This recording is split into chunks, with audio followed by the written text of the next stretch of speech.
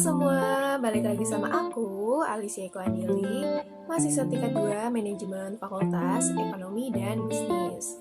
Di video kali ini, aku akan membahas mengenai materi memperbaiki kompetensi. Untuk itu, kalian harus stay tune dan yuk kita simak bareng-bareng.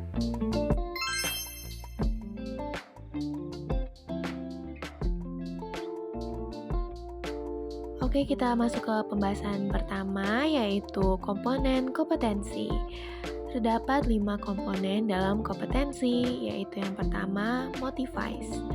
Motif menggerakkan, mengarahkan, dan menyeleksi perilaku terhadap tujuan atau kegiatan tertentu.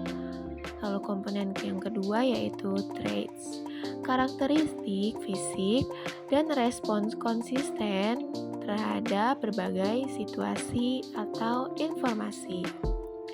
Lalu komponen yang ketiga yaitu self-concept.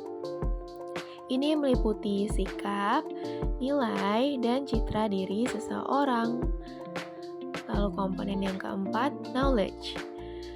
Meliputi pengetahuan atau informasi seseorang dalam bidang spesifik tertentu.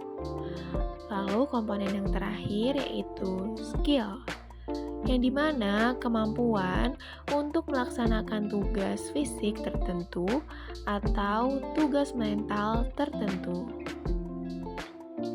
Selanjutnya, perlunya kompetensi diperbaiki. Determinan yang mempengaruhi atau membentuk kompetensi meliputi yang pertama, kepercayaan dan nilai. Kepercayaan dan nilai seseorang terhadap sesuatu sangat berpengaruh terhadap sikap dan perilaku seseorang. Yang kedua, keahlian atau keterampilan. Aspek ini memegang peran penting dalam membentuk kompetensi. Lalu pengalaman. Pengalaman merupakan elemen penting dalam membentuk penguasaan kompetensi seseorang terhadap tugas. Yang keempat, karakteristik personal. Karakteristik kepribadian seseorang turut berpengaruh terhadap kompetensi seseorang.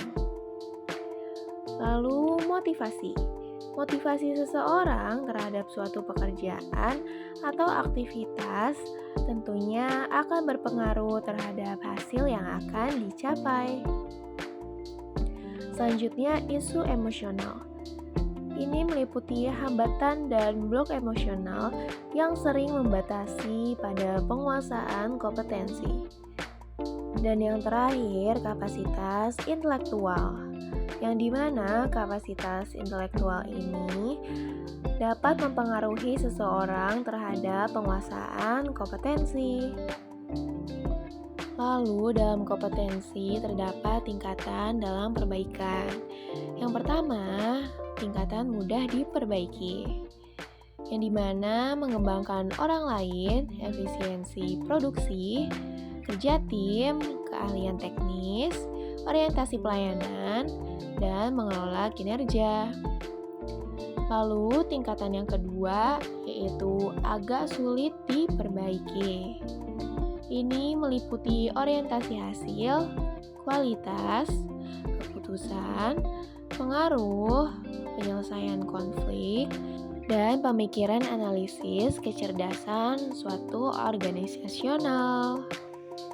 Tingkatan yang terakhir yaitu sulit diperbaiki. Ini meliputi inisiatif, inovasi, integritas dan kejujuran, pengelolaan tekanan kejiwaan, pemikiran konseptualis, dan fleksibilitas. Kemudian adanya perbedaan kompetensi dan konsep lain. Ada kompetensi. Kompetensi ini merujuk pada pendekatan perilaku.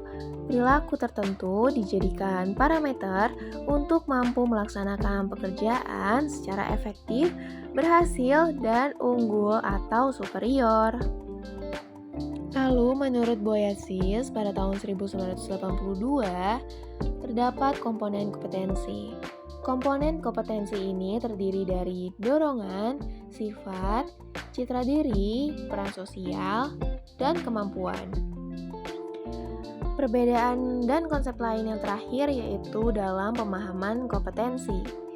Nah, dalam hal ini, pemahaman kompetensi perlu dijelaskan pengertian tentang pengetahuan, keterampilan, kemampuan, dan bakat untuk mengetahui sejauh mana perbedaan atau kesamaan dari konsep tersebut.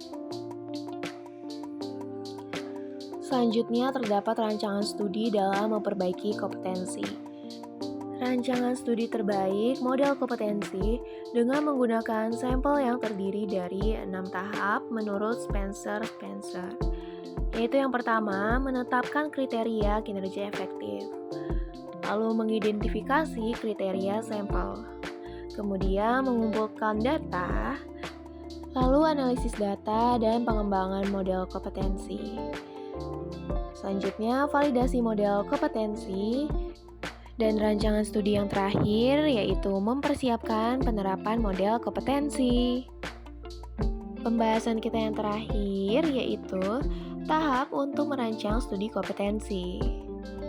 Tahapan yang pertama yaitu menetapkan kriteria untuk menetapkan kinerja unggul efektif dalam pekerjaan yang akan dipelajari. Lalu yang kedua, mengidentifikasi kriteria sampel untuk mengidentifikasi kinerja, kelompok kinerja unggul, dan rata-rata. Tahap yang ketiga yaitu metode pengumpulan data bervariasi. Ini meliputi 6 metode yaitu BI, panel ahli, survei, database model kompetensi sistem ahli, analisis jabatan, dan observasi langsung. Lalu, analisis data dan pengembangan model. Ini untuk mengidentifikasi kompetensi, kepribadian, dan keahlian yang dimiliki oleh pekerja. Selanjutnya, validasi model kompetensi. Untuk memprediksikan kinerja dari orang-orang dalam kedua kelompok sampel pada waktu yang sama. Tahap yang terakhir yaitu mempersiapkan penerapan model kompetensi. Nah, setelah model divalidasi, model kompetensi dapat digunakan untuk berbagai keperluan. Oke teman-teman, jadi itu tadi pembahasan dari aku mengenai materi memperbaiki kompetensi. Semoga menambah wawasan kalian ya. Thank you for watching and see you. Bye-bye.